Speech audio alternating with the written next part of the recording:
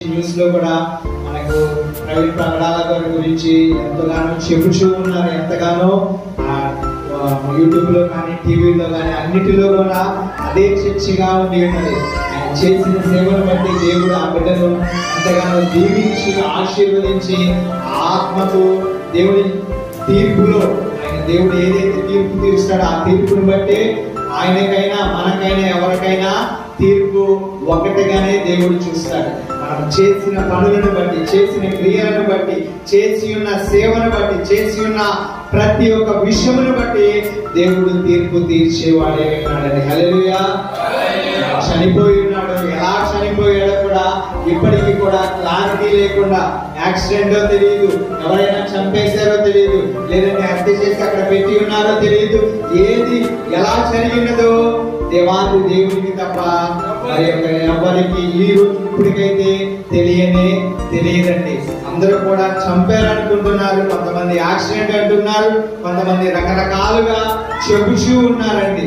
కానీ ఆయన దేవునికి సారముగా బ్రతికినట్లయితే ఈ లోకములో మనందరం ఎలా అయితే బాధపడుచున్నారో, ఎలా అయితే వేదన చెందుతున్నారో, మన దేవాది దేవుడు ఏమి చేస్తాడంటే ఒక ప్రవర్తన కానీ, లేదంటే ఒక అసలు దేవుడి బిడ్డలో ఒకసారి జకర్యా 2వ అధ్యాయము 8వ వచనం.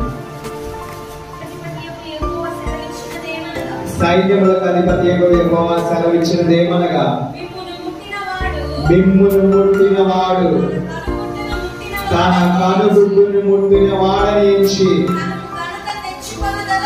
తనకు ఘనత తెచ్చుకొనదలచి మిమ్మును దోచుకొనిన అన్యజనుల యొద్దకు ఆయన పంపి ఉన్నాడు. హల్లెలూయా, హల్లెలూయా.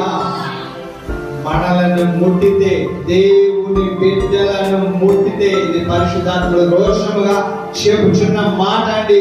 మనలను ముట్టితే తన కన్నుగుడ్డును ముట్టినట్లే, మన దేవాది దేవుని కన్నుగుడ్డును ముట్టినట్లే. హల్లెలూయా, హల్లెలూయా.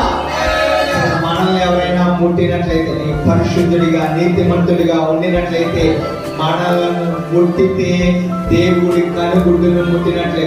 ఒకసారి ఊహించుకోండి, ఇప్పుడు మన కంటిలో ఎవరైనా వచ్చి ఏలు పెట్టి గెలుగుతా ఉంటే మనకి ఎలా ఉంటుంది? ఒకసారి ఆలోచించండి, ఎలా ఉంటుంది? చిరాకు, కోపము, లేదంటే లేట్రా నా కంట్లో పెడుతున్నావు అని అంటారు. ఒకసారి దేవుని కనుగుడ్డును కూడా ముట్టితే ఒక్కసారి ఊహించండి ఆ ఉగ్రత ఎలా ఉంటుందో. అది దేవుని చిత్తానికి వదిలేద్దామండి. హల్లెలూయా, హల్లెలూయా.